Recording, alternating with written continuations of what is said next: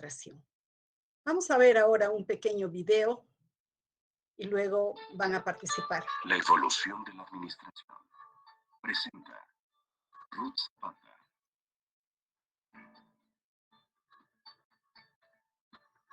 A través del tiempo, el mundo ha experimentado diversos cambios acelerados y la capacidad del ser humano a la adaptación ha dado lugar a la administración desde épocas primitivas.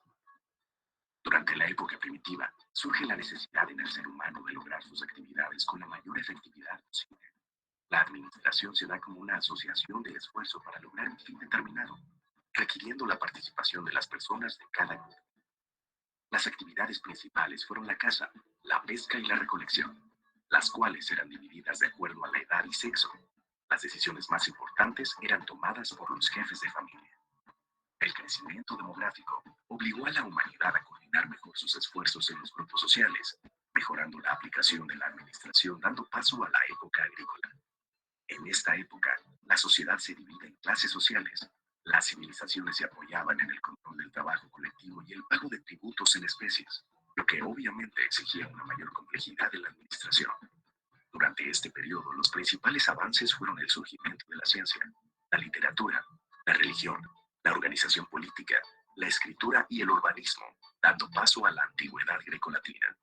En la antigüedad grecolatina surge el esclavismo, orientado a la administración, hacia una estricta supervisión del trabajo mediante el castigo físico, dando como resultado un bajo rendimiento productivo. Todo esto fue la causa de la caída del Imperio Romano. La siguiente etapa es el feudalismo, donde las relaciones sociales se caracterizan por un régimen de servidumbre, y la administración del feudo estaba sujeta al criterio del señor feudal. En esta etapa, aparecen los talleres artesanales y los gremios encargados de regular los horarios y sueldos. Hoy en día, los conocemos como sindicatos. Al final de esta época, un gran número de siervos se convirtieron en trabajadores independientes, surgiendo nuevas estructuras de autoridad, dando comienzo a la Revolución Industrial.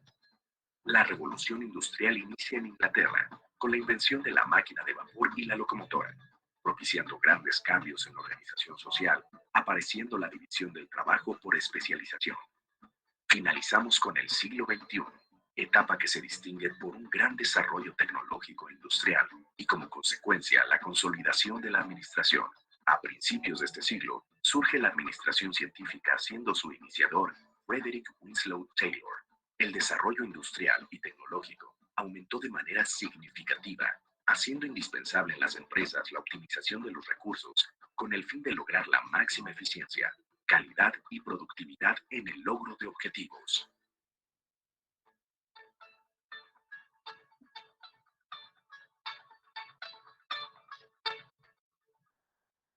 Como ven entonces,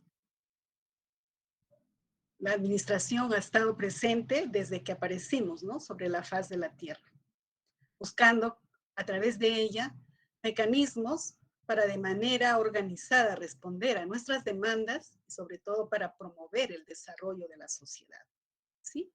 Entonces la administración está presente en todo tipo de organizaciones, sean estas sin fines de lucro, como por ejemplo las empresas del Estado, sea con fines de lucro, ahí están las empresas privadas, gubernamentales, como las que existen, ¿no?, en los diferentes gobiernos regionales, en el gobierno nacional, no gubernamentales, como aquellas organizaciones que se encargan de prever, por ejemplo, los derechos de los niños o garantizar lineamientos de política mundial respecto a la economía. Están también organizaciones internacionales, como la Organización de Naciones Unidas, de los Estados Americanos, el Banco de Desarrollo Mundial, el BID. Están también las instituciones educativas, como la nuestra, públicas y privadas. Y están las organizaciones del sistema de salud, dentro de las cuales nosotros, los profesionales de enfermería, nos desenvolvemos. Pero también en todas aquellas organizaciones donde podemos nosotros desempeñarnos en un futuro cuando seamos profesionales, ¿verdad? Como nos ha mostrado el video, la administración surge desde esa era primitiva, donde justamente por los procesos de subsistencia necesitaba pues el hombre ir adaptándose, ¿no?, a esos cambios que se dan, buscando ir integrando esos aspectos que ha ido recogiendo desde su experiencia primitiva, empírica, hacia un proceso de desarrollo, de evolución con el surgimiento de las diferentes teorías, de los enfoques de la administración, que le han permitido responder a esos procesos de cada época de la historia, ir adaptándose a un contexto que es cada vez cambiante y que es cada vez flexible, ¿no? Como lo hemos visto, el hombre primitivo, al tener que satisfacer sus necesidades, tenía que organizarse, ¿no? Para poder conseguir alimento para su familia, para su subsistencia. Tenía que organizarse para la caza, para la pesca, y es en esos mecanismos que empezó a usar la administración. Si bien es cierto, de una manera muy rudimentaria, apoyándose en métodos empíricos, pero necesariamente tenía que hacer administración. Tenía que planificar dónde, cómo, cuándo iba a cazar, a pescar, con qué, cuánto debía de pescar para satisfacer su demanda familiar o del grupo, de la tribu. Es decir, ya de manera rudimentaria y empírica, iba diseñando mecanismos de la administración para conseguir sus metas, para lograr sus objetivos, ¿no? Si nosotros seguimos las huellas históricas de la administración, vamos a encontrar también vestigios antiguos que se remontan a 4.000 o 2.000 años antes de la nueva era, donde estaban las antiguas civilizaciones. En el video también hemos visto, ¿no?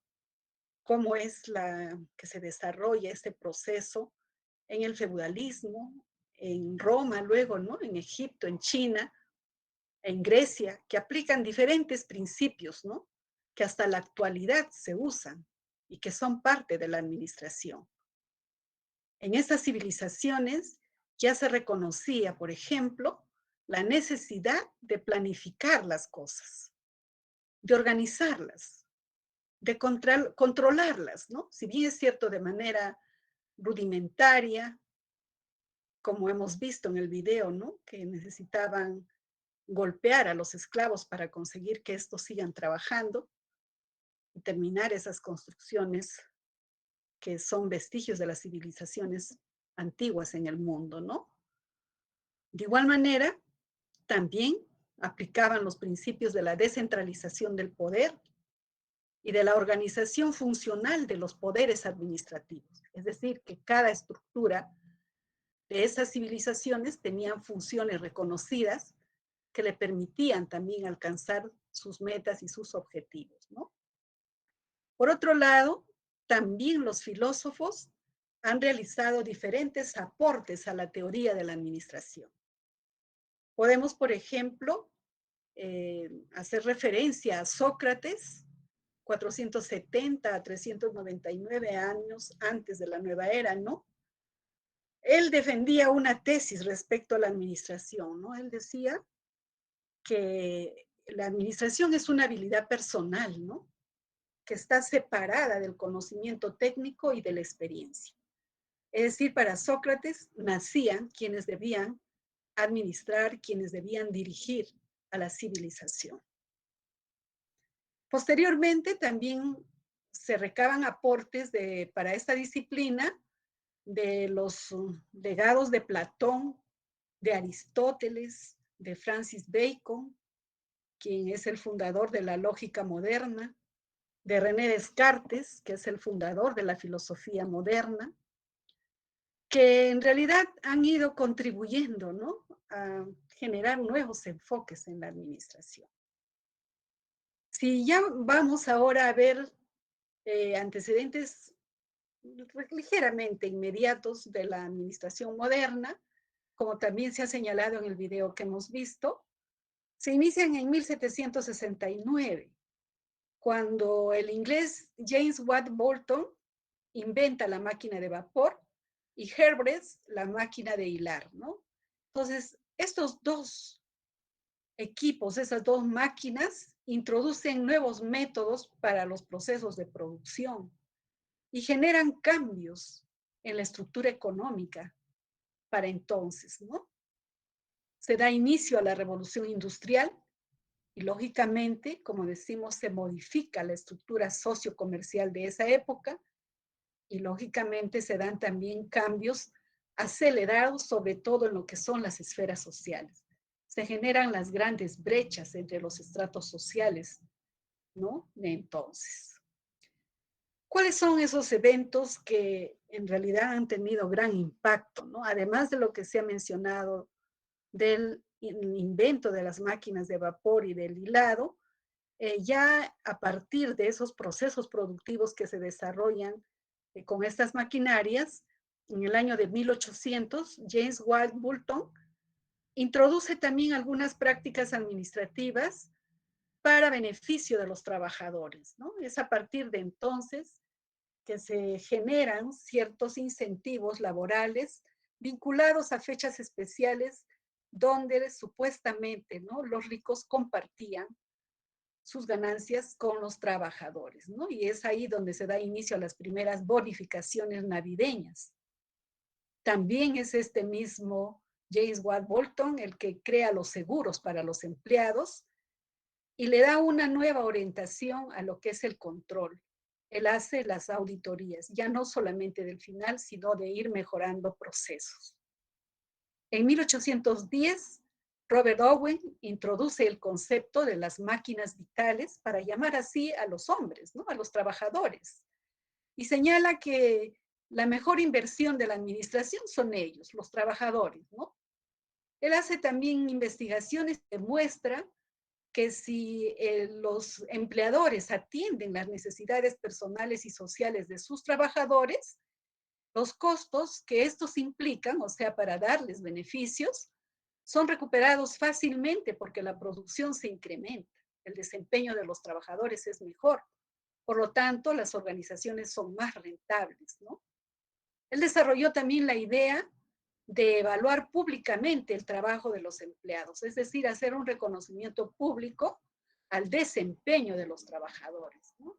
Sobre todo buscando que era hacer un reconocimiento público, era elevar la autoestima y por lo tanto mejorar el desempeño y la productividad de los trabajadores, ¿no? En realidad son mecanismos que hasta la actualidad se toman en cuenta, ¿verdad?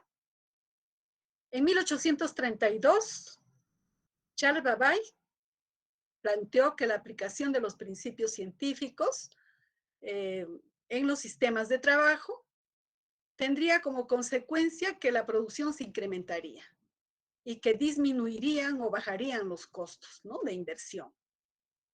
El mayor aporte de Charles Babbage fue la división por oficios de los trabajadores, es decir, hacerlos mucho más especializados, ¿no? Y esto dirigido sobre todo al grupo mayoritario de la empresa, que está conformado pues por los operarios, los artesanos, ¿no? Y ellos tendrían mayores utilidades en la empresa, ¿no?, si se especializaba a estos trabajadores, ¿no?, dividiéndolos por oficios.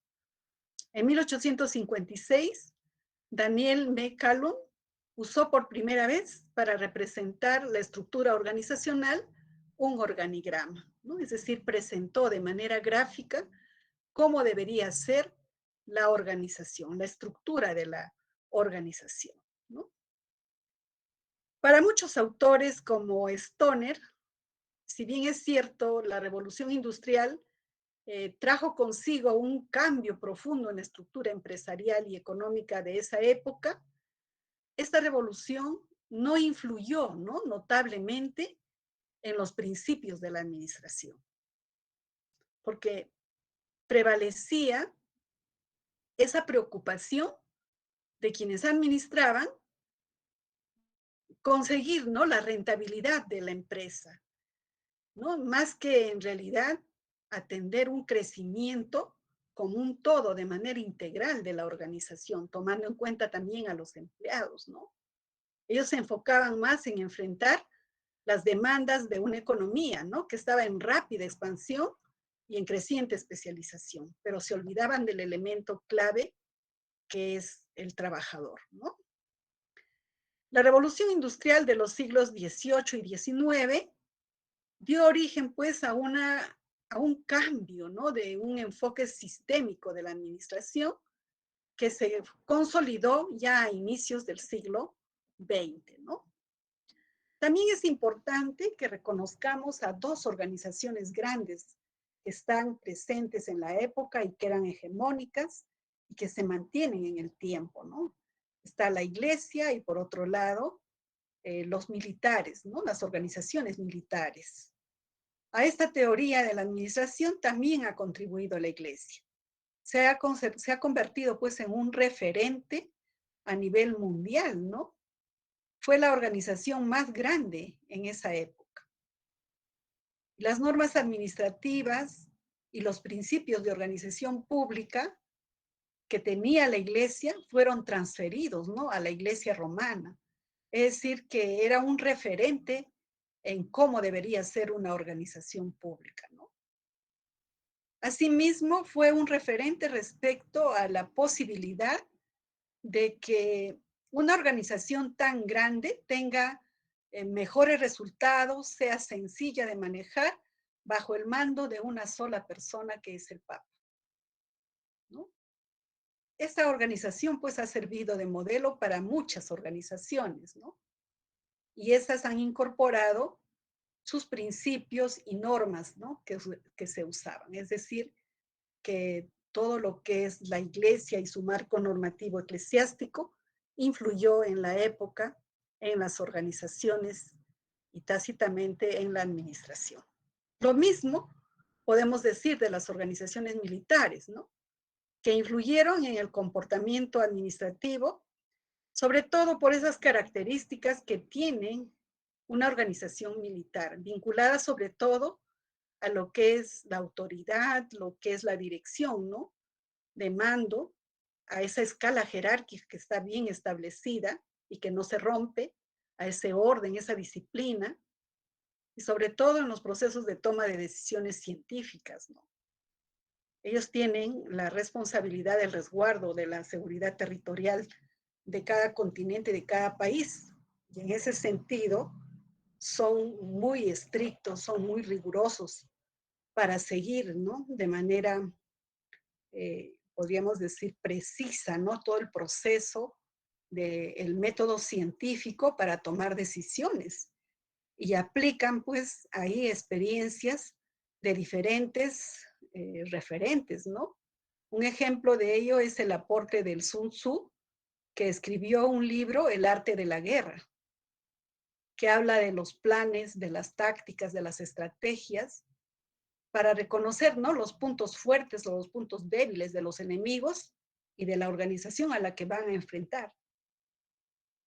Y este texto, por ejemplo, es el referente para la planificación estratégica, para la planificación que es el elemento clave, ¿no? Para el desarrollo de cualquier organización.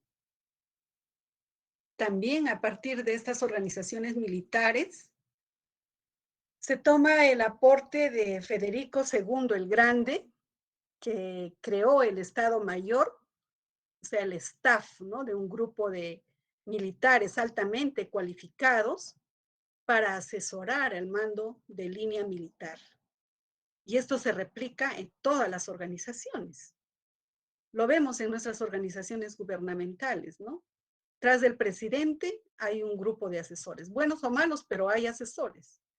Tras del gabinete ministerial hay asesores para cada uno, que supuestamente es un equipo cualificado, es decir, que reúnen cualidades, no solamente de conocimiento, sino se supone de experiencia. Y eso se replica a los diferentes niveles, ¿no? De organización del Estado, porque cada director de una organización tiene pues a semejanza de Federico el Grande un staff, ¿no? Que le asesora, que le orienta para las mejores decisiones. También de estas organizaciones militares se han legado a la administración las líneas de autoridad y responsabilidad, ¿no? Yo les decía hace un momento, de ellos hay que rescatar el orden, la disciplina, esa escala jerárquica que se cumple, ¿no? Y se respeta, sin dudas ni murmuraciones, como dicen ellos, ¿no? Bueno, los resultados dependerá del tipo de organización, ¿verdad?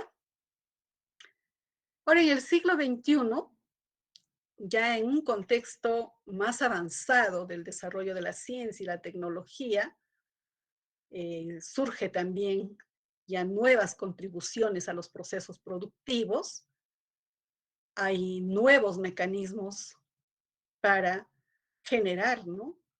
Mayor economía a nivel mundial y surge ahí la administración científica. Y el representante más importante es Frederick Taylor, ¿no? Él aplica el método científico para poder identificar la mejor manera de hacer un trabajo. Y ya la administración se convierte en algo indispensable en toda empresa, porque a través de ella lo que se hace es optimizar los procesos y conseguir mayor rentabilidad y por lo tanto también la optimización de todos los recursos, ¿no? De manera muy rápida y breve, tenemos que hacer también referencia a cómo evolucionó la administración en nuestra historia en América Latina, donde también pues hemos tenido nosotros culturas, civilizaciones en las que se han encontrado vestigios y legados para la administración, ¿no? Los incas desarrollaron un sistema de organización muy complejo, ¿no? Que les permitió convertirse en una cultura hegemónica, en una cultura que permanentemente desarrollaba procesos de conquistas de pueblos en diferentes lugares, ¿verdad? Y para ello necesariamente tenía que desarrollar pues procesos vinculados a la administración, planificar su desarrollo territorial, ¿verdad? Y su economía también ha sido un ejemplo y estaba basada en el trueque, ¿verdad? Así nos dice la historia. También los aztecas son un referente para la administración, ¿no? Porque los aztecas tenían un sistema administrativo complejo por las características, ¿no? De esta cultura, que no tenía un asentamiento territorial exclusivo, estaba disperso, ¿no? Y tenía numerosas provincias, ¿no? Entonces necesitaba garantizar que todas ellas replicaran lo que desde la cabeza de la cultura se determinaba para ello, ¿no? Entonces tenían pues un sistema administrativo también complejo que les permitió también permanecer durante mucho tiempo, ¿no? En el poder, conquistando y expandiendo cada vez más su cultura, ¿verdad? Y seguramente si revisamos nosotros nuestra historia, en todas las culturas que han asentado en nuestro país, también encontraremos vestigios muy importantes para la administración.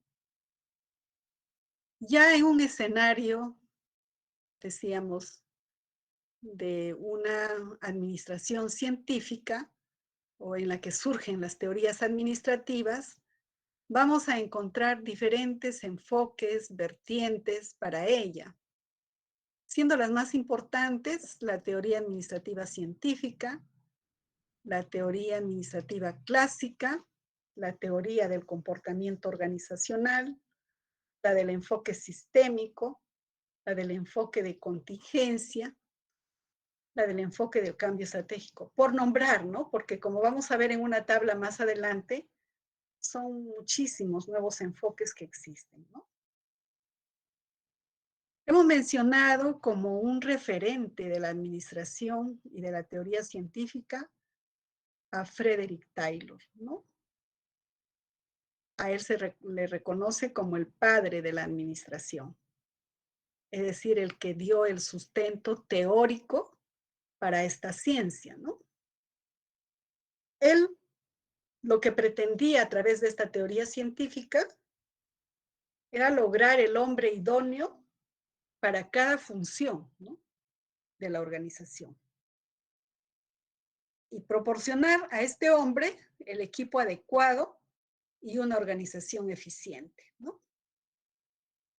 En realidad, esta escuela de la administración científica, a través de un método racional para resolver problemas en cada organización, lo que pretendía era conseguir pues que ésta se vuelva mucho más rentable.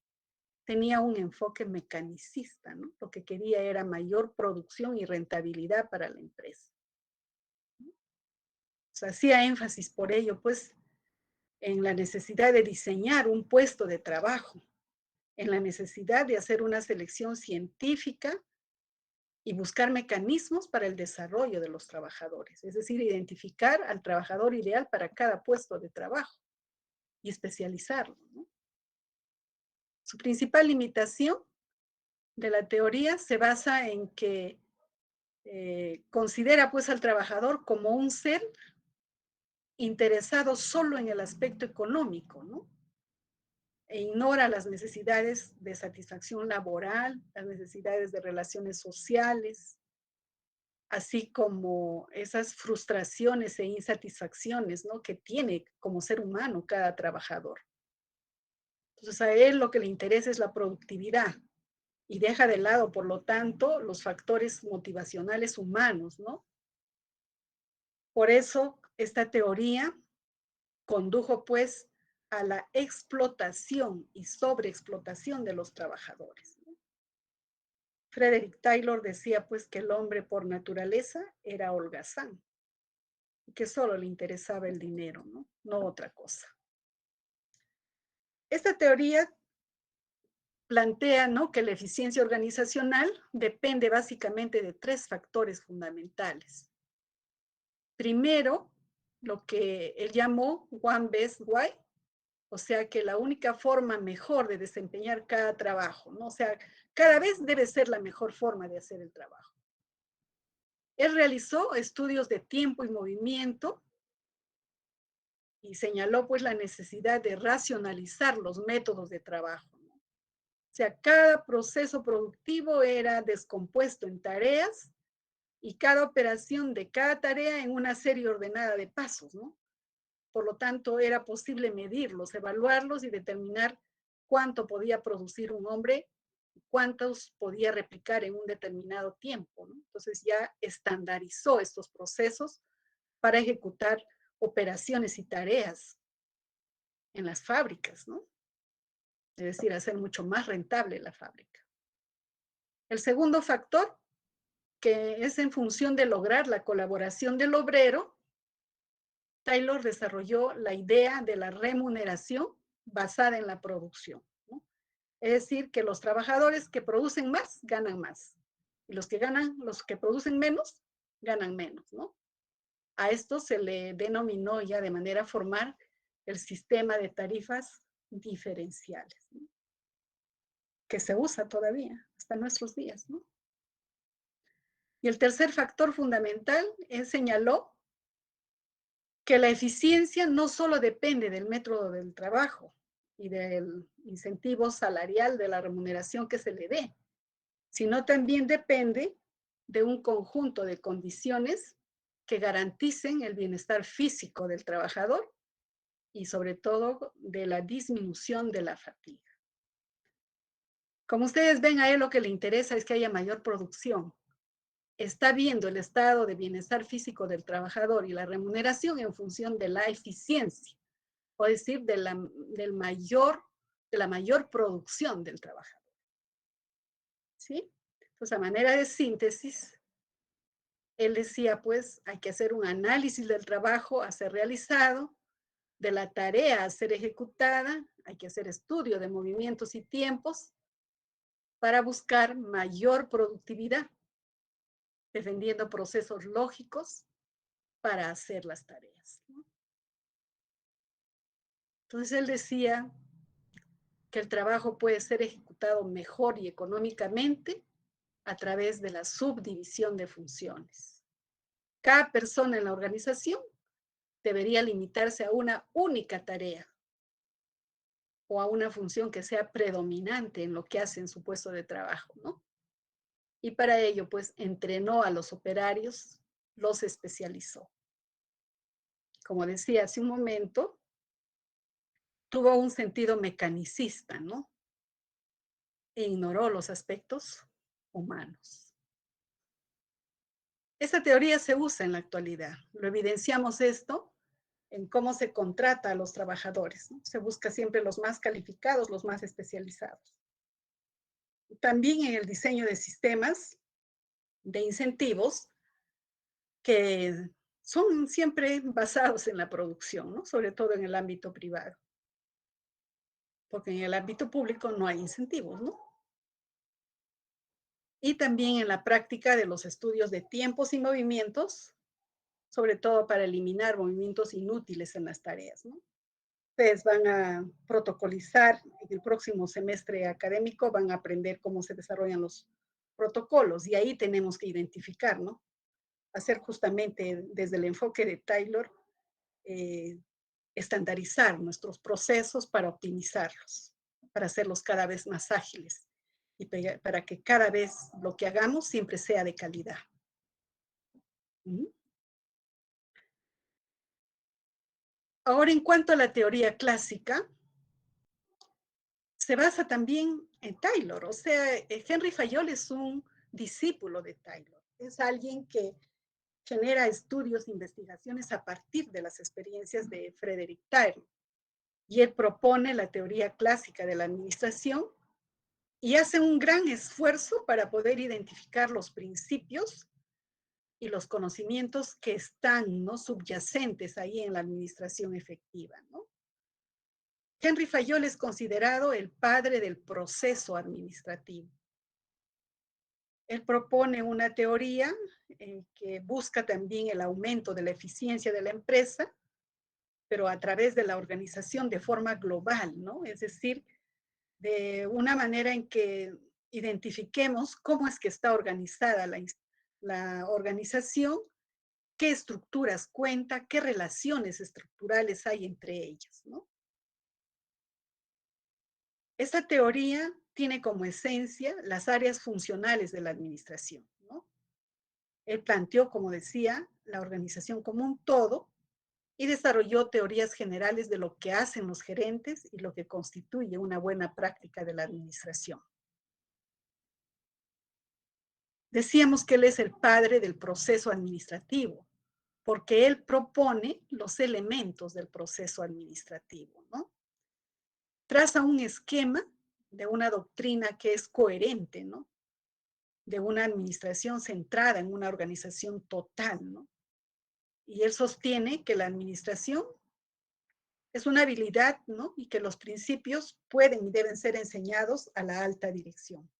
Entonces acá él complementa a la especialización que dice Taylor es importante para el desarrollo de la organización. Él dice que también, ¿no?, los de la alta dirección tienen que ser entrenados, ¿no? Como decía, propone estos 5 elementos para el proceso administrativo. Es decir, que hacer administración implica planificar, organizar, dirigir, coordinar y controlar. De manera cíclica, repetitiva. Es decir, que quien administra una organización todos los días planifica, organiza, dirige, coordina y controla. No es que hago el primer elemento, luego paso al segundo, luego paso al tercero, luego al cuarto, al quinto y recién, ¿no? No. Es un proceso cíclico intermitente, ¿no? Los principios de la teoría clásica son 14 y toma de los aportes de Taylor y quién sabe diferencia y le agrega algunos principios más que hasta la fecha también se constituyen en ese pilar fundamental de la administración de las organizaciones. Como primer principio está la división del trabajo. Es decir, que toda empresa debe tener claridad de señalar las funciones de cada puesto de trabajo, de cada estructura de la organización. la necesidad de establecer autoridad en la organización.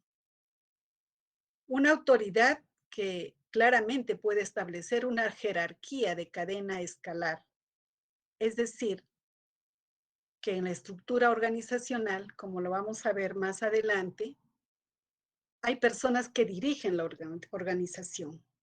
Hay personas que se encargan de encontrar mecanismos para convertir los objetivos en realidad. Y entonces ellos son los que se encargan de identificar, establecer medios. Y hay otro grupo operativo que es el que va a desarrollar la acción para generar el producto o para prestar el servicio. Entonces tiene que estar establecido claramente una jerarquía de cadena escalar. Es decir, quién es, a quién reporta, de quién depende cada trabajador dentro de la organización. Otro principio es el orden, ¿no? Esto lo toma del aporte de las organizaciones militares, ¿no? En toda organización tiene que haber un orden claramente establecido para que sea pues una organización en la que fácilmente se identifique cómo es la estructura, cuáles son, ¿no?, las líneas de autoridad, de responsabilidad que hay en la institución. Tiene que haber equidad, tiene que haber justicia, es decir, tienen que haber condiciones también para poder garantizar pues el logro de los objetivos institucionales, ¿verdad? Todos los trabajadores tienen derecho a una remuneración. Esto se ha plasmado también en nuestra legislación laboral desde hace muchas décadas atrás. Sin embargo, pues sabemos que solamente es una declaración, ¿no?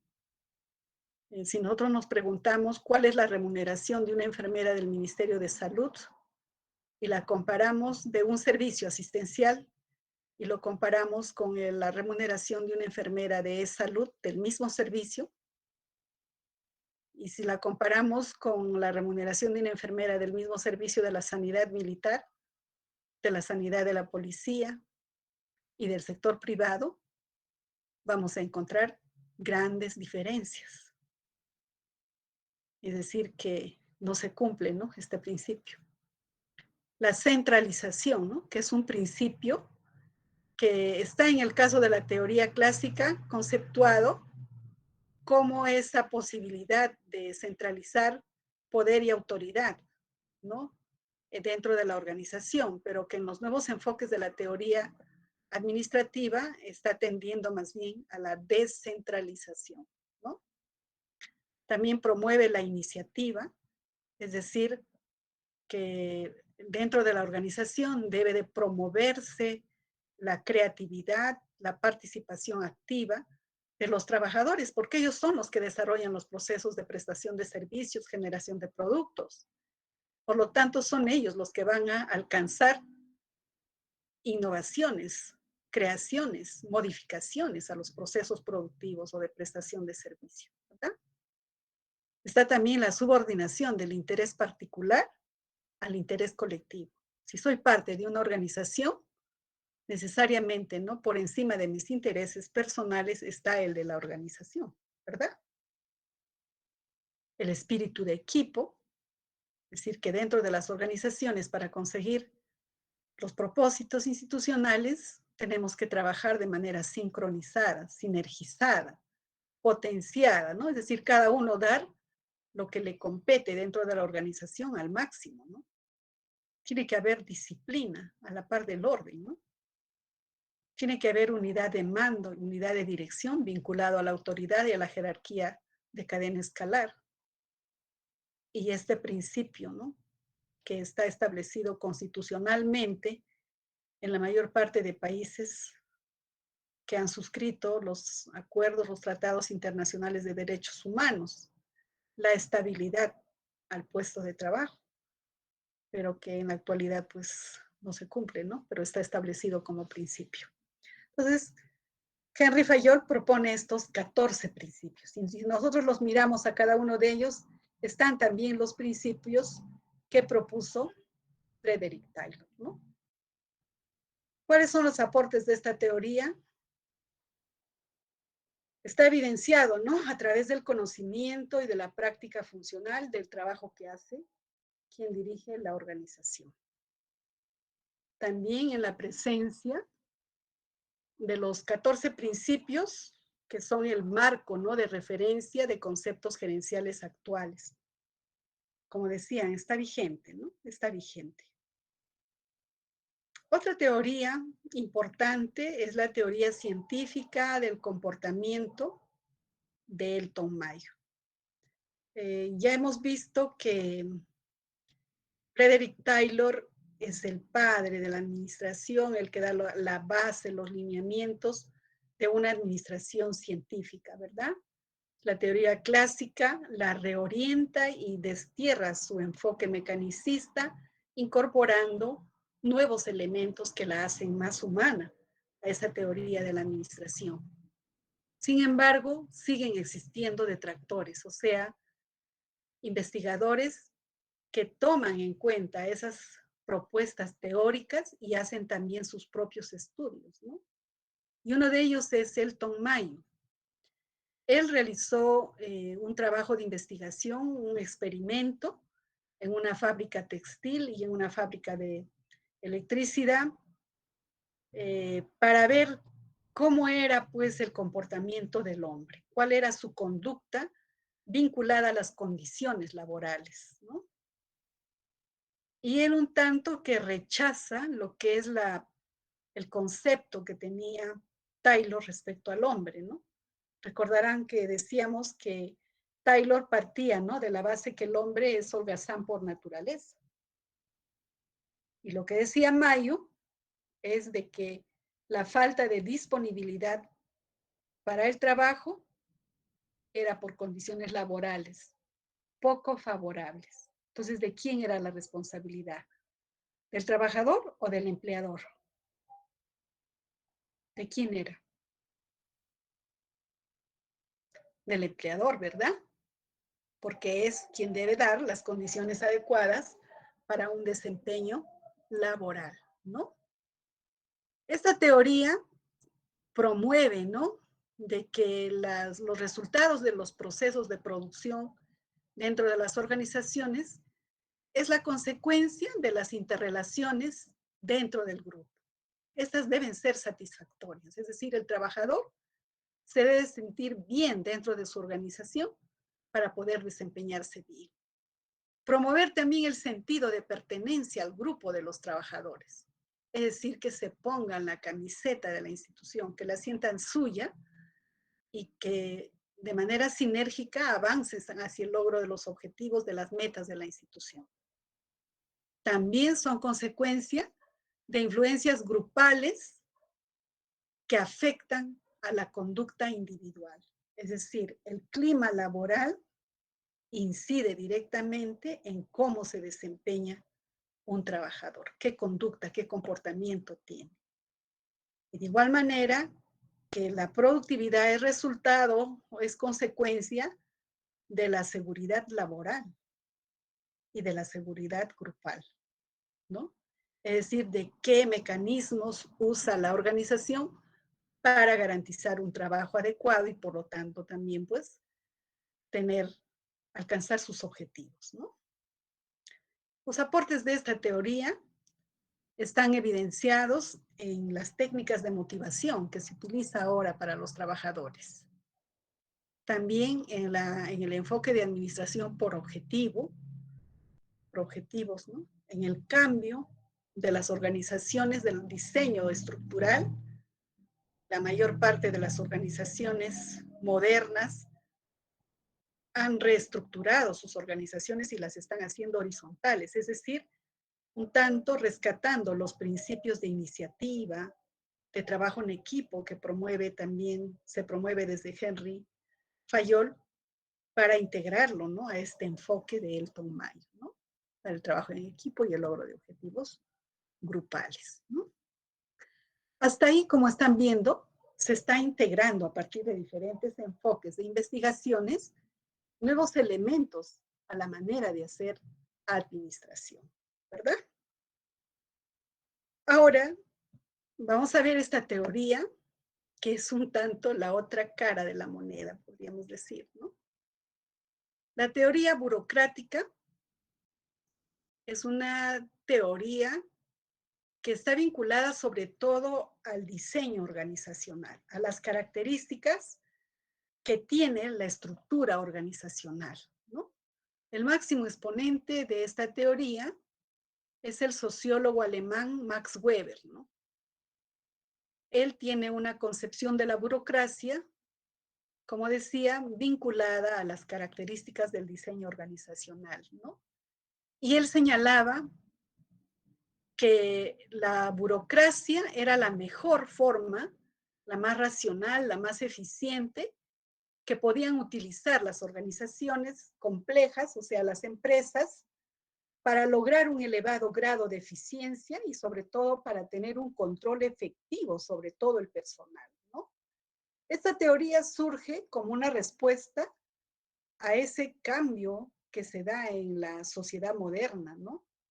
Y Weber la ve como un instrumento efectivo para poder administrar sobre todo organizaciones complejas, ¿no? En una sociedad industrial. Él en realidad lo que hace es un tanto rescatar los aportes de Taylor, ¿no? Y ponerlos nuevamente en debate. Este modelo resulta siendo pues un modelo bastante normativo, enfatiza que la estructura organizacional debe estar diseñada claramente con una jerarquía escalar definida, ¿no? Y que tenga que tener una estructura con funciones de especialización claramente definidas, de estructuración, de predicción, de estabilidad, de racionalidad y de democracia, ¿no? Pero en realidad de democracia no tiene nada este enfoque, sin embargo, así lo veía él, ¿no? Para su época, ¿no? Esta teoría burocrática establece rigidez dentro del diseño estructural. También establece ciertas características de impersonalidad, un desplazamiento de los objetivos organizacionales, sobre todo haciéndolos un tanto complejos, difíciles de alcanzar, ¿no? Y ello genera pues que se haga autoperpetuable, ¿no? Es decir, que se generen condiciones para dar origen pues a la formación de grupos cerrados de poder dentro de las organizaciones. Esta teoría burocrática ha sido el sustento para diseñar estructuras de la administración pública, ¿no? Y uno de los países donde ha tenido mucha hegemonía es el Perú. Nuestra administración pública era realmente burocrática y compleja, y hasta la fecha está en un proceso de cambio, pero ya son más de 20 años que estamos en un proceso de modernización del Estado, en un proceso de cambio, pero todavía estamos en tránsito hacia una nueva ley. Todavía no hemos logrado cambiar y hacer mucho más ágil, más flexible la administración pública, que es siempre una administración que genera insatisfacción, molestias, ¿no? Para poder girar un cheque, tiene que pasar, como dice él, ¿no? Por todas las estructuras. Es decir, si son 40 departamentos, 40 áreas que hay en la estructura burocrática de una organización X, para que salga un producto tiene que pasar desde la cabeza hasta el último, o a la inversa, ¿no? Llegar a que autorice el jefe desde el, propone la parte operativa, los órganos de línea, los órganos de apoyo, los órganos de asesoría, los órganos de control, y recién llega a la parte superior para que pueda ejecutarse, implementarse. Y ello toma tiempo. Entonces, para satisfacer una demanda de un usuario, pasan días, hay veces meses, hay veces años, y al final muchas veces no se logra un objetivo, una acción. Quién sabe en su momento, para su época, puede haber tenido pues éxito en algún tipo de organización, ¿no? Debe haber sido bueno, por eso lo replicaron, por ejemplo, en nuestro país. Pero el poder se concentra en un pequeño grupo y son los que determinan el destino de una organización, lamentablemente, ¿no? Es así. Bueno, en este gráfico lo que vamos a ver, en este cuadro, todas las teorías, bueno, las más importantes, porque existen muchas, sus enfoques, sus exponentes y sus principales énfasis, ¿no? Hemos hecho un recorrido rápido de las más importantes, de alguna de ellas. Hemos visto la teoría de la administración científica. Decíamos que su principal exponente es Frederick Winslow Taylor, ¿verdad? ¿Cuál es el énfasis de esta teoría? Las tareas, ¿verdad? Porque hemos dicho que él buscaba la especialización de los operarios, ¿verdad?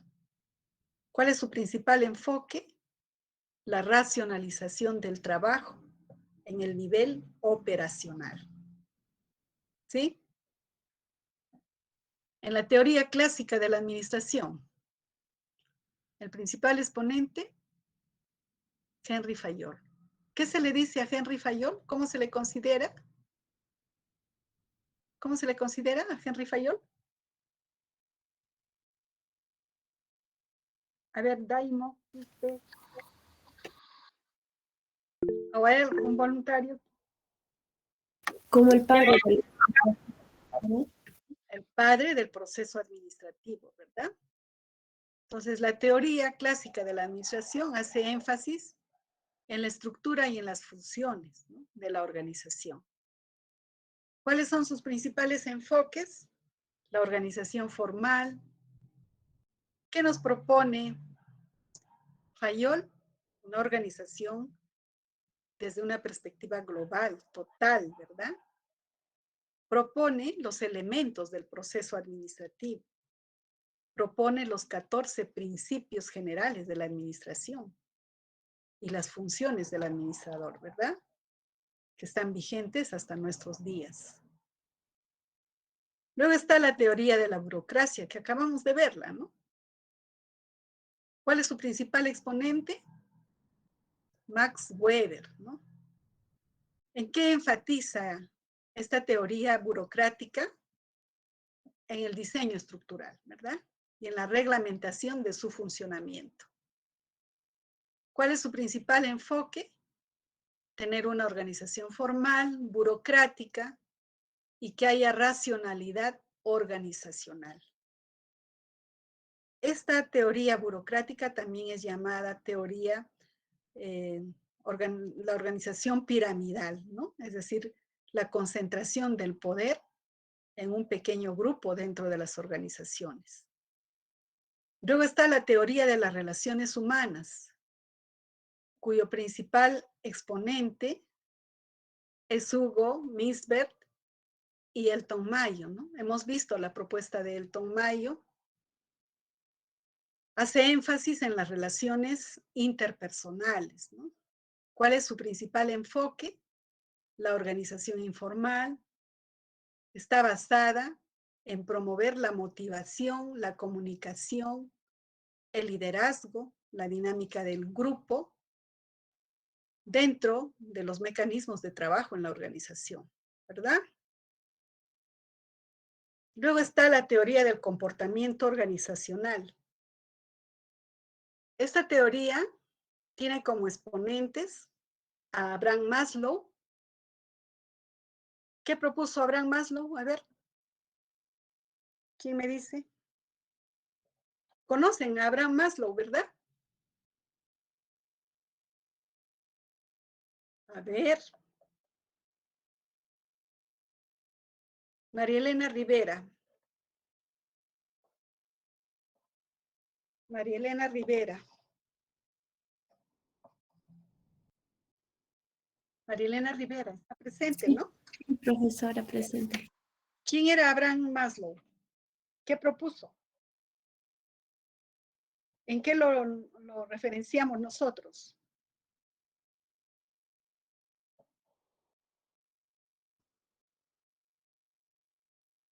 ¿Recuerdan de la pirámide de Maslow o no? Sí, profesora. ¿Qué dice esa pirámide?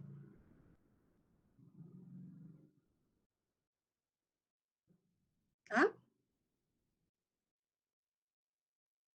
A ver, un voluntario, por favor, no hagan quedar mal a su serie. Profesora, esas pirámides va a dar respuesta a las cuestiones sobre la motivación y la necesidad del ser humano. Sobre las necesidades, ¿verdad? Nosotros lo utilizamos, ¿verdad? Para poder prestar una atención, hacemos una referencia y vamos viendo cómo están las necesidades, ¿no? Dentro de la jerarquía de necesidades de Maslow, ¿verdad? Y esa teoría del comportamiento organizacional toma en cuenta esa propuesta, ¿no? Está Douglas MacGregor, que propuso la teoría X y Y, o la teoría de la zanahoria y el garrote. Un tanto haciendo una contraposición a lo que decía Taylor, y tomando en cuenta, ¿no?, lo que dice él también, de que los hombres necesitan motivaciones positivas y negativas, ¿no?, para desempeñarse dentro del trabajo. O sea, que a la par que debemos tener estímulos, debemos tener castigos, decía él. Está también Chris Argyris, igual, ¿no? Entonces, esta teoría del comportamiento organizacional hace énfasis en las personas de la organización, en los trabajadores, ¿no? Y sus principales enfoques están vinculados a los estilos de administración, a los procesos de toma de decisiones, ¿no? A integrar objetivos organizacionales e individuales, ¿no? Es decir, que una organización va a marchar bien en la medida también en que sus trabajadores se sientan motivados, que las necesidades principales, fundamentales de sus trabajadores hayan sido satisfechas. Si no, no va a poder tener éxito una organización, ¿verdad? Eso es lo que tiene como principal enfoque esta teoría del comportamiento organizacional. Luego está la teoría de la calidad total. Esta teoría la vamos a trabajar cuando veamos las teorías de la motivación, ¿sí? Ahí nos vamos a detener a hablar más sobre ella. La teoría de la calidad total, que tiene como principal exponente a Edward Deming, a Felix Crosby, a Kaoru Uchikawa, a Armand Feigenbaum y a Joseph Juran, ¿no? También vamos a tocar este tema, pero ya en el segundo nivel, ¿no? Cuando hablemos de la calidad total, ahí vamos a hablar en qué consiste esta teoría, ¿no? Hace énfasis en la tecnología y en las personas, ¿no? La necesidad de integrar, en que haya un compromiso, una participación, comunicación en el trabajo, en equipo, ¿no? Buscando la calidad total de las organizaciones. Parte del ciclo de Deming, en el que hay que ir mejorando permanentemente todos los procesos dentro de la organización para mantenerla vigente. Está también la teoría Z, cuyo principal exponente es William Ouchi, que hace énfasis en las relaciones humanas como un complemento a la administración científica. Y tiene como principal enfoque que los trabajadores deben participar directamente en los procesos de toma de decisiones en la organización. Asimismo, establecer mecanismos de comunicación y de trabajo en equipo, ¿no?, para los trabajadores. Otra teoría administrativa es de las organizaciones como sistemas sociales, ¿no?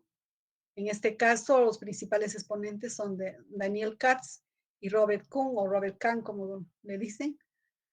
Hace énfasis en el carácter cíclico de los eventos sociales y de las relaciones que surgen, ¿no?, con el contexto, la organización con el contexto, ¿no? Es decir, su principal enfoque es mirar a la organización como un sistema social, abierto, ¿no?, en interacción permanente con lo que ocurre en el contexto, en el medio ambiente. Y esto implica pues una necesidad de ser una organización flexible que está en permanente cambio, adecuándose, ¿no?, a todo lo que ocurre en el contexto. Luego está la nueva teoría de las relaciones humanas, cuyos exponentes son Thomas Peters y Robert Waterman. Hace énfasis en las personas. Sus principales enfoques son las relaciones y las condiciones laborales, ¿no? Está vinculado más a lo que es el estado de los trabajadores, cómo son sus sistemas de trabajo, de seguridad, ¿no? qué hace la organización para estimular la creatividad y qué mecanismos de recompensa le ofrece a los trabajadores, ¿no? Hace énfasis en ello. Luego está la teoría de la contingencia de Chandler, Bones, Stake, Goodward, Lawrence y Lorch, que hace énfasis en la relación de ambiente-estructura de la organización, ¿no? En este caso, lo que hace es establecer un análisis de la relación funcional que tiene que establecerse entre el ambiente y las estructuras técnicas administrativas, ¿no? La teoría de contingencias tiene mucho de qué relacionar y qué, podríamos decirse, sinergia con lo que es la teoría de las organizaciones como sistemas sociales. Es decir, ambas teorías son muy vigentes y están actualmente muy utilizadas en el contexto de la administración, sobre todo del ámbito privado, porque todas las organizaciones hacen frente a diferentes situaciones de contingencia, como la que hemos vivido en estos 2 últimos años, ¿no? Que ha obligado a las organizaciones a hacer un proceso de reingeniería para poder responder a un nuevo contexto, ¿no? De la pandemia. Y está la teoría del desarrollo organizacional, que tiene como exponente a Warren Bennis, a Edgar Schein, a Robert Blake y a Jan Murton. También hace énfasis en las personas y también está vinculado a esto, al enfoque de teoría de sistemas y de contingencia. Su enfoque principal es el cambio organizacional, que tiene que ser planificado con un enfoque de sistema abierto, ¿no? Es decir, responder a las contingencias que ocurren en el entorno, ¿no? Para poder adaptarse. Entonces, si nosotros tomamos en cuenta todo lo que hemos visto, vamos a encontrar que en la actualidad hay nuevas orientaciones en el proceso administrativo, ¿no? Hay un proceso de evolución que se ha dado desde la administración tradicional al nuevo contexto de la administración moderna. Si revisamos las funciones de la administración en el enfoque de la administración tradicional, el planeamiento era pues hacer proyecciones en base a las experiencias del pasado, ¿no? Si me fue bien, eso es válido y lo sigo haciendo. En la administración moderna no es así, ¿no? El planeamiento es una permanente investigación de lo que están esperando de nosotros como organización nuestros usuarios, para quienes existimos, ¿no? En cuanto a la organización, la administración tradicional es pues vertical y centralizada. En cambio, la administración moderna es horizontal y flexible, hemos dicho, ¿no? Integra a todos los niveles de la estructura organizacional. La dirección tradicional es autoritaria. La moderna es participativa, innovadora. El control tradicional era comparar, ¿no? Lo que había programado en relación a lo ejecutado. ¿Ejecuté o no ejecuté? En la administración moderna se basa ya en la satisfacción de los usuarios. Lo que hice respondió a las demandas de mis usuarios, es decir, un proceso de inspección y revisión, retroalimentación permanente en toda la organización. Y si vemos la orientación de la organización ya de manera general, la administración tradicional tenía pues como orientación fundamental la producción de bienes y servicios. No interesaba si lo estaba esperando el usuario, si respondía o no a sus expectativas. En la administración moderna es eso. La orientación de las organizaciones son las necesidades de los usuarios. Por ello es que necesariamente tiene que ir desarrollándose procesos de retroalimentación, ¿no? Entonces, cada teoría administrativa, como hemos visto, ha surgido pues como una respuesta, ¿no? A los problemas organizacionales que han sido más relevantes en esa época, ¿no? En cada época de las que hemos visto, ¿no? En realidad, todas las teorías administrativas son aplicables, todas, dependiendo de cada situación que se nos presente, ¿no? Además, tenemos que reconocer que hay organizaciones o hay lugares que aún se encuentran en las primeras fases del proceso evolutivo de lo que hoy denominamos administración, ¿no? Y eso lo podemos ver en nuestra realidad. Si nosotros miramos los albores de la industrialización y vemos a los padres de la administración, a Taylor y Fayol, el proceso administrativo, pues, se ha convertido, ¿no?, en una piedra angular en el desarrollo de cualquier tipo de empresa, ¿no? Ahora, independientemente del número de elementos que tenga el proceso administrativo, lo que interesa es que necesariamente todos los días, pues, se retoma hasta nuestros días a la administración, ¿no? Como la forma importante de hacer, ¿no?, de las organizaciones, ¿no? Tal como lo dice Reyes Ponce, ¿no? Ahora, en este contexto en el que estamos enfrentando, atravesando una época muy complicada, ¿verdad? Muy difícil, de cambios acelerados, ¿no?, que ha traído como consecuencia la pandemia del COVID-19, ¿no? ¿Qué dicen ustedes? ¿Han cambiado las empresas en su organización? Les preguntaría, ¿la universidad sigue siendo la misma? A ver, respóndanme. ¿Voluntarios? Sí, adelante.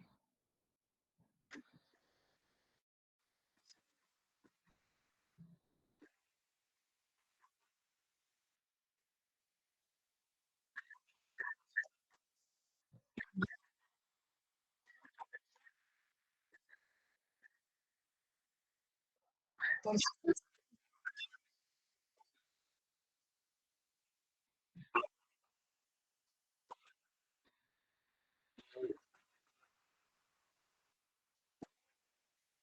por eso volvemos a lo que decíamos acá, ¿no? Todavía hay organizaciones o lugares que aún se encuentran en las primeras fases del proceso evolutivo de lo que hoy denominamos administración, ¿verdad? Es así, tenemos que reconocerlo. ¿Se ha modificado el mercado que atendemos? ¿Qué dicen? Nosotros como profesionales de la salud. ¿Se ha modificado? ¿Estamos en la posibilidad de ofrecer el mismo servicio? ¿O se ha innovado? ¿La pandemia nos ha obligado a innovar? Sí, ¿verdad? ¿Qué se necesita para adaptarnos a los cambios impuestos? ¿Qué se necesita?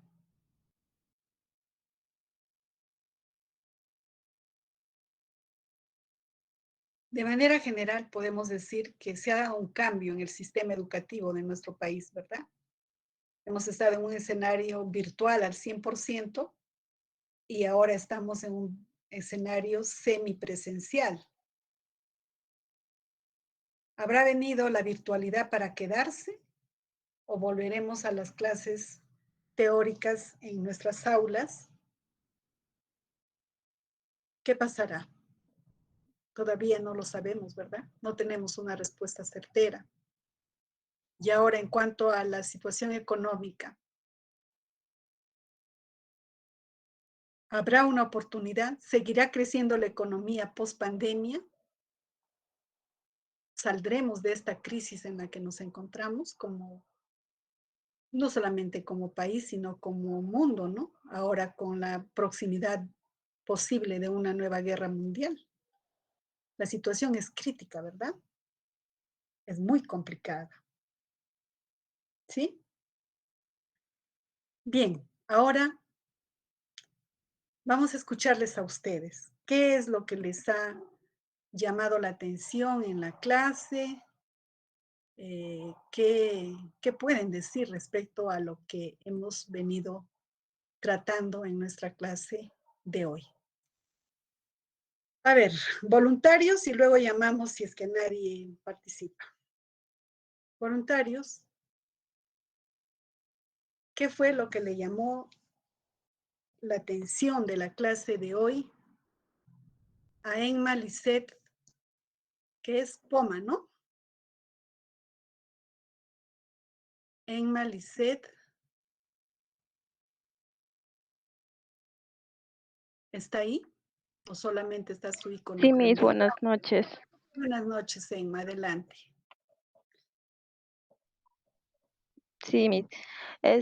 Lo que me llama más la atención en esta clase es la manera como ha ido evolucionando la administración pública y cómo ha ido a través de los antepasados en la época del feudalismo, en la época de cómo era la administración, ¿no? Cómo administraban mediante el trueque, mediante los gobernantes superiores que gobernaban allí, se regían a una clase de órdenes, y cómo en la actualidad también se dan los diferentes organismos que nos rigen, ¿no? A cada institución, con sus diferentes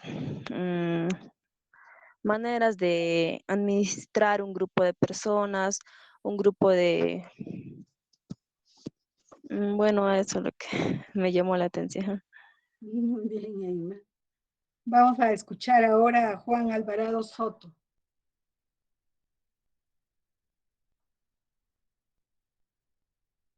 Juan Álvaro Soto. Juan Álvaro. Sí, profesora. Buenas noches.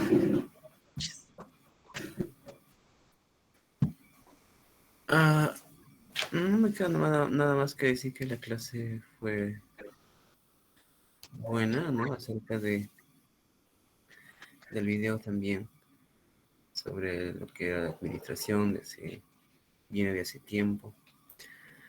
Y sí, estuvo interesante. Gracias. ¿Qué puedes decirnos de Frederick Taylor?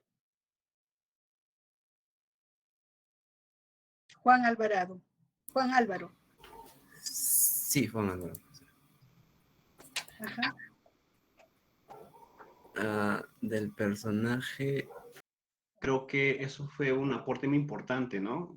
Claro que tuvo algunos aportes algo negativos, como que esa teoría se basó más en el interés productivo, ¿no? Que eventualmente llevó o llevaría a una explotación, ¿no? Algo negativo sería esa parte, ¿no? Muy Y bien. eso sería, profesor, un aporte. Muy bien, Josué. Muy buena respuesta.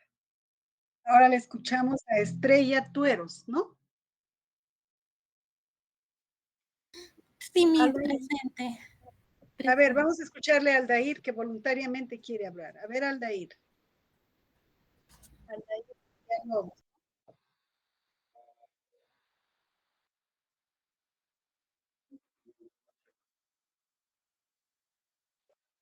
Así es. Claro. Así es.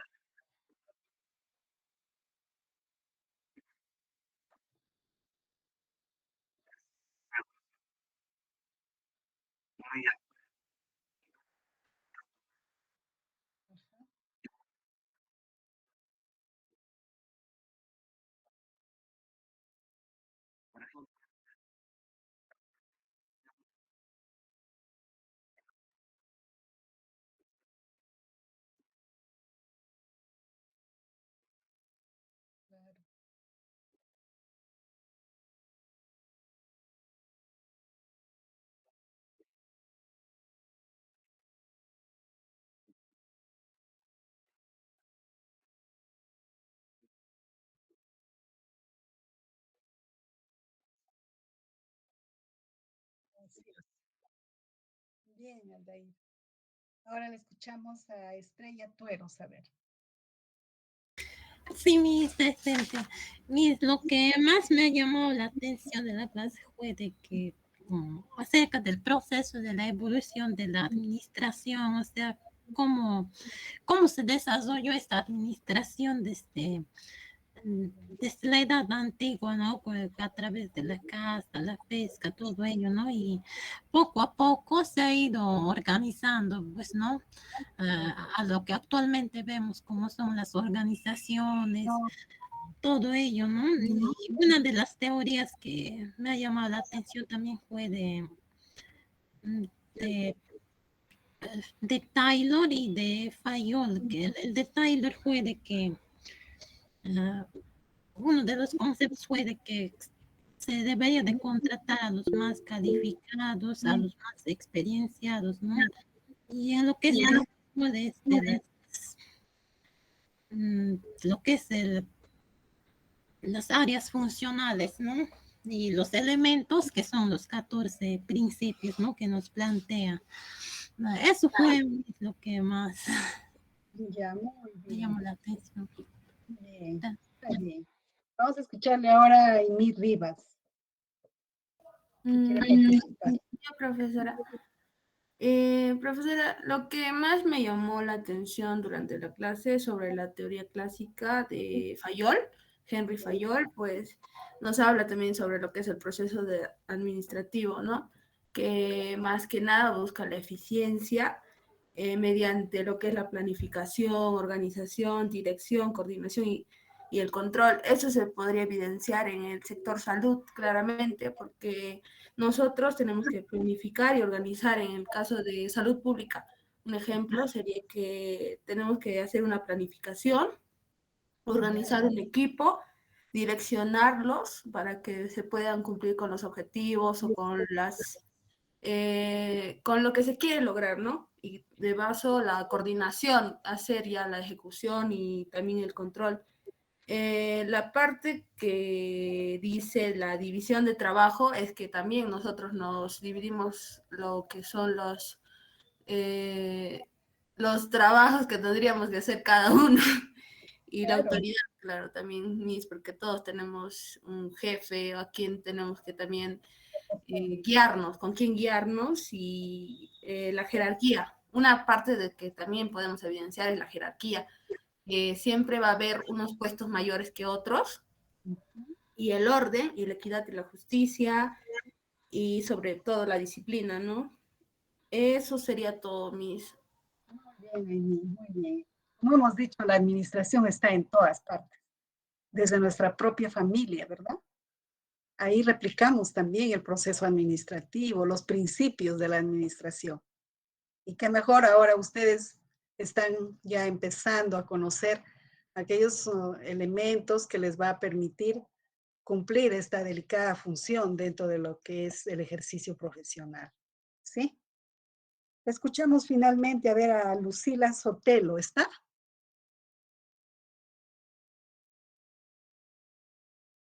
No se encuentra, ¿no? Le dicen que tiene falta. José Luis Quispe. José Luis Quispe.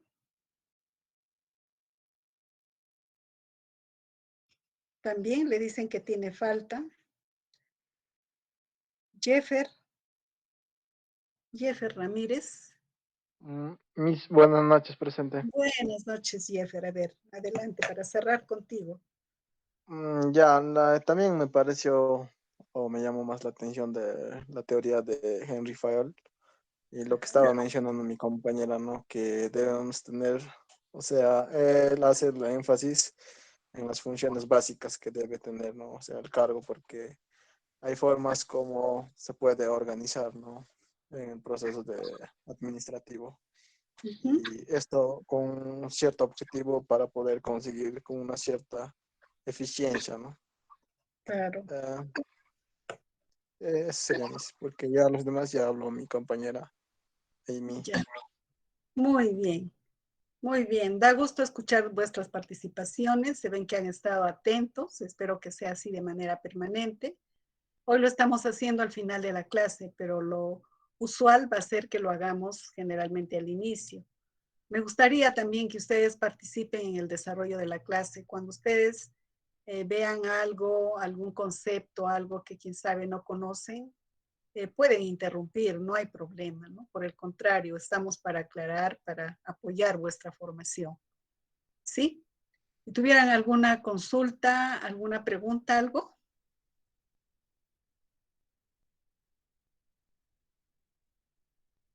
Josué creo que quiere hablar. Josué Bet. No, profesor, una consulta. En el sistema de salud actual, ¿qué teoría se aplica más? Nuestro sistema de salud es, bueno, si hablamos de del Ministerio de Salud, porque dentro de lo que es el sector salud, nosotros tenemos a las organizaciones que son del Estado, está el Ministerio de Salud, la Sanidad de las Fuerzas Policiales, Fuerzas Militares, y tenemos a los sistemas privados de salud, ¿verdad? Si hablamos nosotros solamente de lo que es el sector público, tenemos un sistema realmente que obedece, ¿no?, a una administración todavía tradicional en la mayor parte de sus procesos. Estamos en un contexto en el que tenemos un nuevo marco normativo, que es la ley Servir. Y cuando nosotros trabajemos los documentos de gestión, vamos a ver que de manera frecuente se vienen emitiendo directivas, decretos supremos para ordenar a nuestra administración, ¿no? O sea, de cómo hacer la administración en las organizaciones, no solo de salud, sino todas las organizaciones del Estado. Y vamos a ver que unas han avanzado más que otras. Y lamentablemente en el sector salud, nosotros tenemos un marco normativo muy rico. Hay muchas normas para modernización del sector salud, también para la gestión de la calidad en el sector salud, descentralización en el sector salud. Y hace poco, a partir de la pandemia, se han emitido documentos para unificar el sistema y tener mejores resultados. Es decir, utilizar todo aquello que desde el financiamiento público se ha desarrollado con diferentes fines, porque curiosamente nosotros tenemos un sistema de salud que depende de diferentes instancias. El sector salud, el Ministerio de Salud, solo es para las organizaciones del Ministerio de Salud. Ahí estamos hablando de las regiones de salud, redes, microredes de salud, ¿no? Es salud, tiene como ente, como la mayor autoridad, el Ministerio de Trabajo.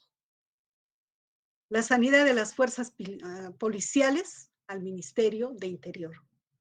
La sanidad de las fuerzas militares de la FAP y la Naval al Ministerio de Defensa. ¿Se dan cuenta?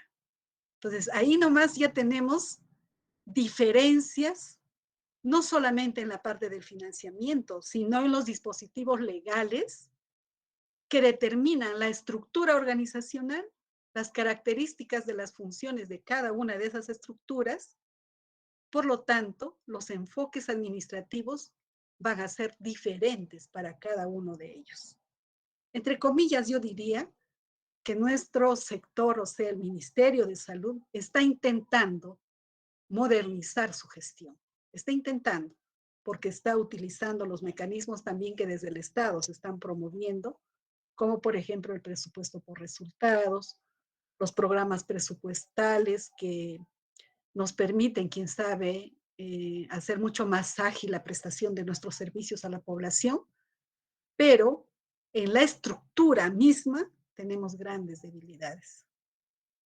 Y eso pues tiene todo un proceso, ¿no? Ahora que veamos los documentos de gestión, estamos con normas que ya deberíamos haberlas cambiado, pero ¿qué dice ahí? Han publicado en el peruano un documento de sinceramiento, ¿no? El Ministerio de Salud, y dice que está en proceso de tránsito a la ley Servir. Es un documento de hace más de 3 años atrás, ¿no? Es decir, que hasta ahora no se están estableciendo mecanismos. Yo creo que podríamos justificar la pandemia, ¿verdad? O sea, la pandemia ha paralizado al sector salud y su prioridad ha sido resolver el problema del COVID. Pero no todos hemos estado enfocados en eso. Ha habido muchos grupos de profesionales que se han quedado haciendo el trabajo, el teletrabajo, el trabajo virtual, que podrían haber avanzado en algo, ¿no? Pero bueno, pues lamentablemente estamos en un Estado peruano que tiene grandes carencias y debilidades, ¿no? Y de manera general te respondería eso, y lo vamos a ir viendo en los temas que vayamos tocando. hay muchas cosas todavía por hacer, muchísimas cosas, ¿no?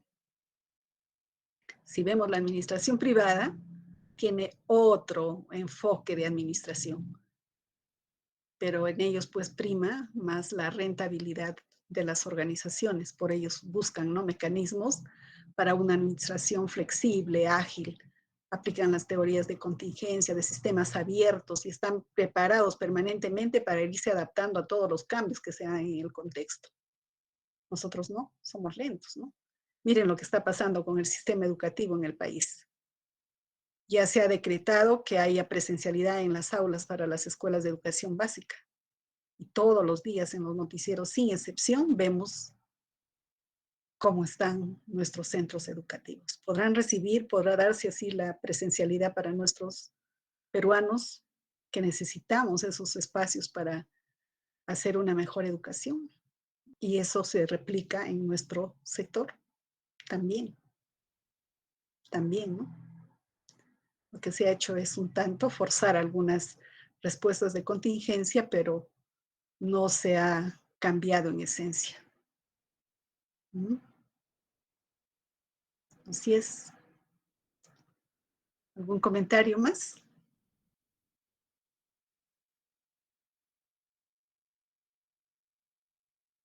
Silencio. Silencio en la noche, que nadie va a hablar. ¿Ah? ¿Están ahí todavía o ya se fueron ya? Y yo sigo hablando. Profesora Ruth, buenas noches. Y profesora, las municipalidades. Tienen sus propias leyes, su propio sistema tienen.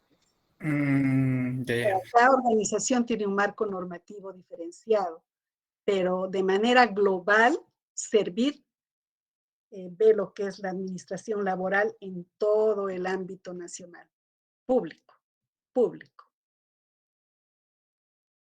¿Mm?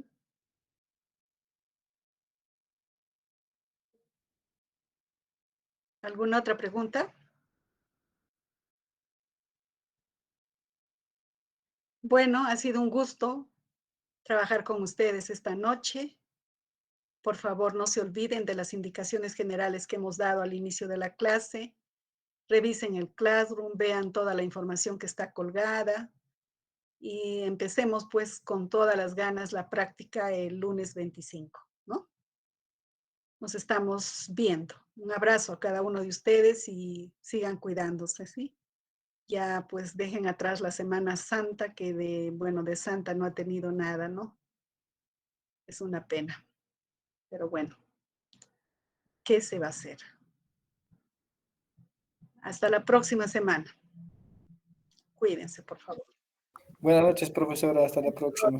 Buenas noches.